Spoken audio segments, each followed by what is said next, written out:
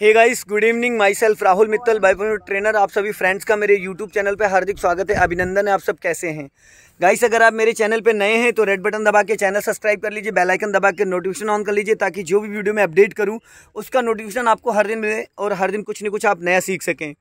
मेरे चैनल पे आपको ड्राइविंग से रिलेटेड बहुत सारी चीज़ें सीखने को मिलेगी, छोटे छोटे पार्ट्स के बारे में और सेकेंड हैंड कार के बारे में, इंजन के बारे में, ये सारी चीज़ें मैं बताता रहता हूं। तो आज जो मैं आप लोगों को बताने जा रहा हूं, थोड़ा बेसिक कंसेप्ट कुछ चीज़ें बताने जा रहा हूं कि स्टीयरिंग को लॉक अनलॉक कैसे करना है, और बोनेट कहां से खुलता है, डिग्गी कहां से खुलती है, पेट्रोल का फ्यूल का ढक्कन कहां से खुलता है, एसी कहां से ऑन होता है, हाई बीम कहां से होता है, हेडलाइट ऑन ऑफ कहां से होता है, कार का वाइपर कहाँ से चलता है। ये छोटी छोटी चीज़ें, जैसे कि कार तो आप बहुत जल्दी सीख जाते हैं, लेकिन जब बात आती है कि बोनेट खोलने की या डिग्गी ओपन करने की या फ्यूल ढक्कन ओपन करने का, तो ये चीज़ पता ही नहीं चल पाता है।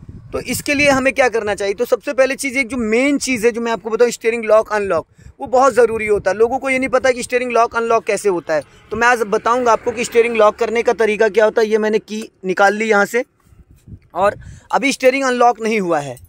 ये अभी सीधा सीधा, जब स्टीयरिंग अनलॉक तब होता है जब इसको मैंने एक साइड घुमा दिया। अभी ये स्टीयरिंग लॉक हो गया है।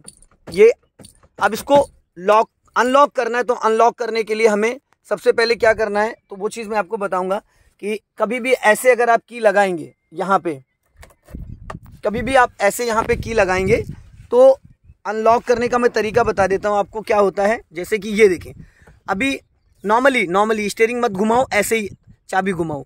ये देख रहे हैं आप, स्टीयरिंग नहीं घुमा रहे तो की नहीं घूम रहा है। ये स्टीयरिंग प्रॉपर लॉक हो चुका है।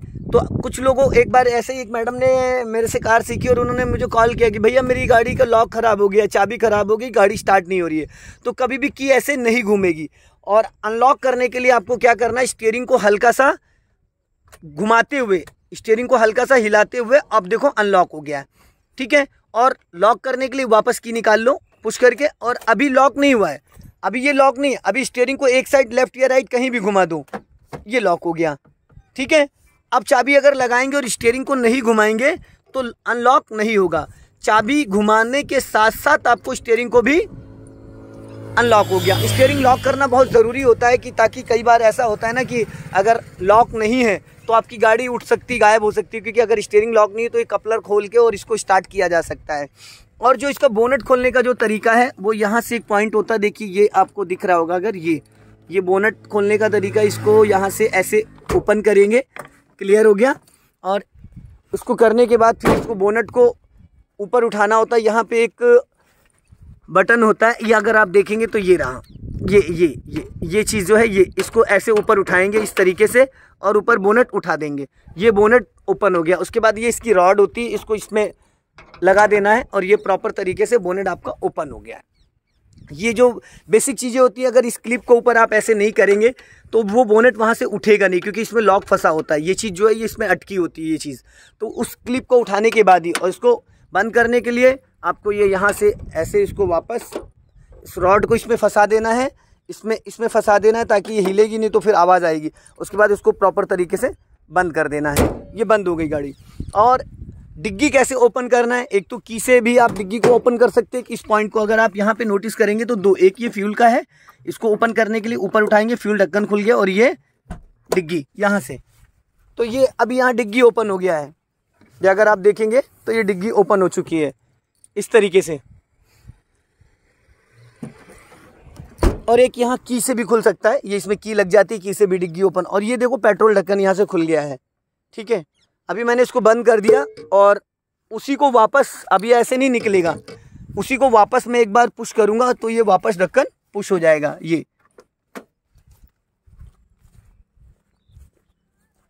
ओपन हो गया। और दोस्तों मैं बता देता हूं कि साइड मिरर और हेडलाइट, ये सब चीज़ें बहुत मेन होता है। बहुत सारे लोगों को ये नहीं पता हो कि डिपर क्या होता है, पासिंग डिपर कब कब यूज़ करना चाहिए, और हेडलाइट कब अपर डिपर हाई बीम करना चाहिए। तो ये मैं आपको बता देता हूं। जैसे कि अभी मैंने इग्निशन ऑन कर दिया, मीटर में आप देख रहे हैं कुछ लाइटें आ रही हैं। ये वाली जो लाइट है वो इंजन ऑयल की है, बगल वाली प्लस माइनस है, ये बैटरी चार्जर की है, और ये हैंड ब्रेक की है।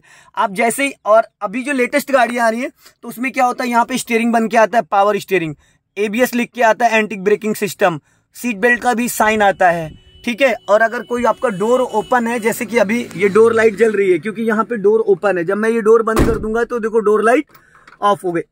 तो हल्का सा कई बार क्या होता है ना कि पूरी तरीके से दरवाजा बंद नहीं होता है, पूरी तरीके से दरवाजा हल्का अटका रहता है, हल्का सा। ये दरवाजा यहाँ से मैंने इसको फंसा दिया, खुलेगा नहीं, लेकिन ये अगर आप नोटिस करोगे तो ये पूरी तरीके से बंद नहीं, लेकिन यहाँ पे डोर लाइट जल रही है। इसका मतलब ये है कि कोई डोर पूरी तरीके से आपका बंद नहीं है, तो वो चेक कर लेना है। ये अभी डोर लाइट बंद हो गई। तो दोस्तों मैं आपको बता दूं, इसमें देखो रिजर्व लग गया है क्योंकि रिजर्व की लाइट आ रही, पेट्रोल बहुत कम है।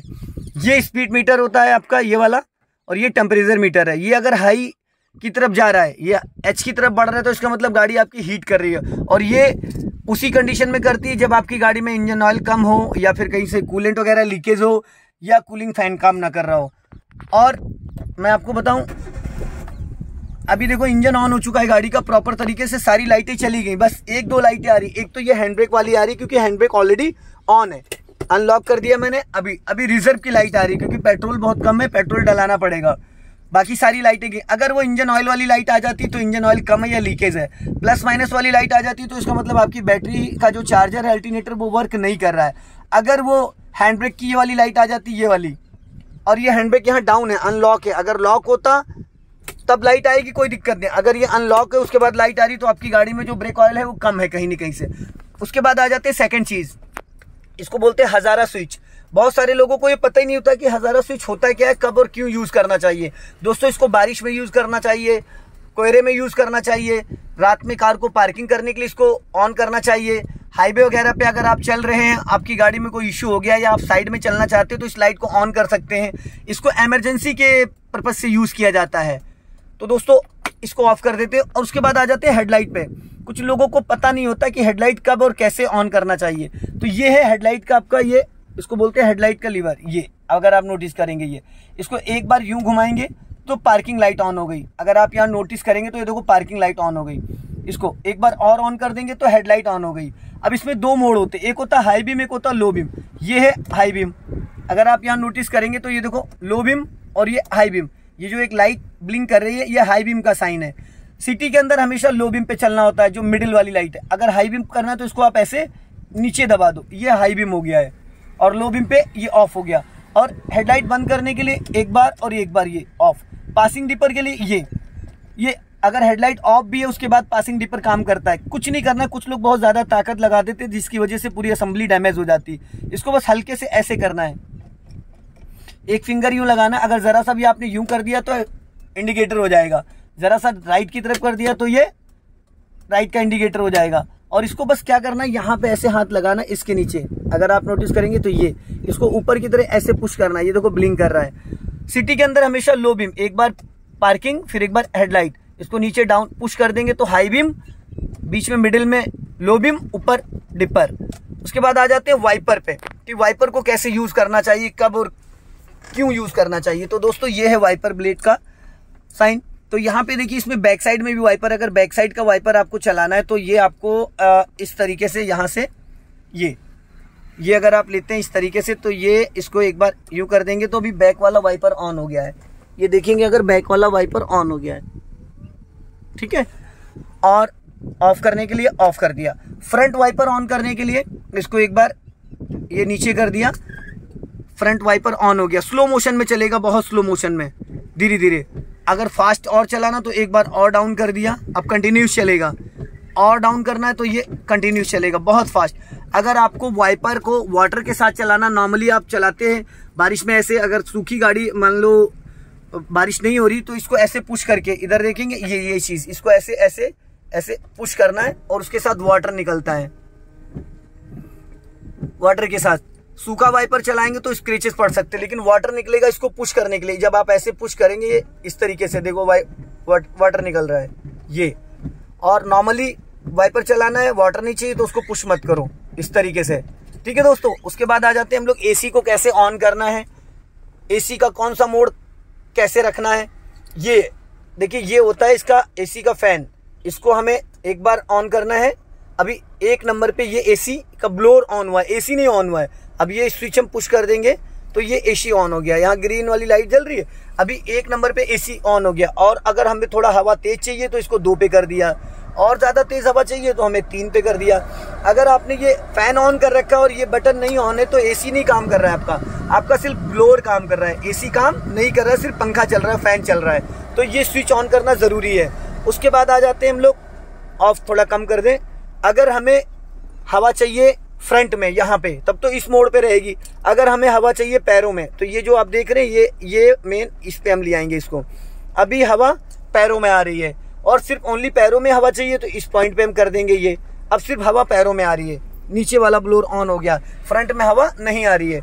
बहुत ज़्यादा जब फोक हो जाता है, कोहरा हो जाता है बारिश में, तो हमें अगर अंदर देखो धुआं टाइप का जम जाता है, तो उसको हटाने के लिए हमें इस पॉइंट पे आप इसको कर दीजिए, ये दिख रहा है जो यहाँ पे। तो अभी ये अंदर हवा यहाँ पे आना स्टार्ट हो गया, जो ये पॉइंट है यहाँ पे हवा आ रही है। अगर जो भी धुंध होगा वो सारा क्लीन कर देगा, और अगर हल्का धुंध है तो इस पे 2 नंबर पे आप कर सकते हो। ये वाला पॉइंट जो है, ये जो हल्का सा साइन दिख रहा है, फ्रंट में हवा चाहिए तो आप यहाँ पे, अब यहाँ पे हवा आनी स्टार्ट हो गई है, ठीक है। और अगर कुछ लोग स्मोकिंग करते हैं, मान लो मैंने अभी ग्लास बंद कर दिया है और गाड़ी के अंदर ग्लास बंद है और स्मोकिंग करते हैं और शीशा नहीं खोलना चाह रहे, एसी चल रहा है, तो इसको ये जो है ये पॉइंट, इसके अंदर सारी एयर अंदर रहेगी। अगर इसको ऊपर यहाँ पे ले आएंगे आप इस पे, तो अभी ब्लोअर ऑन हो गया इसका, तो अंदर की जितनी एयर है वो सब बाहर निकाल रहा है, बाहर फेंक दे रहा है। अब अंदर का धुआं जो है सब बाहर निकल जाएगा बिना शीशा खोले। नॉर्मली बस थोड़ा कूलिंग कम करेगा। वापस इसको यहाँ पे कर दिया। अगर गर्मियों में आपको एसी चलानी है, सर्दियों में ब्लोअर चलाना, तो आपको क्या करना है, यहाँ से इसको ऑफ कर देना है। और ये देख रहे हैं आप, ये जो ये रेड वाला ये हीटर का है और ये ब्लू वाला ये कूल का है। तो हमने इसको यहाँ पे ऑन कर दिया। अभी देखना ये ब्लोअर ऑन हो गया, अब ये हीटर चल गया, अब गरम गरम हवा देने लगा। ये एक चीज़ हमेशा ध्यान रखिएगा, कभी भी अगर आप ब्लोअर चलाएं तो शीशे बंद करके नहीं रखना है, वरना दम घुट सकता है। तो दोस्तों ये बेसिक जानकारी थी थोड़ी सी आप लोगों से जो मैंने शेयर करी है, और बाकी तो सारी चीज़ें नॉर्मली हैं। और तो दोस्तों अगर ये वीडियो आपको पसंद आए तो इसे लाइक करें, शेयर करें, कमेंट बॉक्स में ज़रूर बताएं कि वीडियो कैसा लगा। अगले वीडियो में फिर मिलते हैं। जय हिंद, वंदे मातरम, हंसते रहो, मुस्कुराते रहो, फिर मिलेंगे, बाय बाय।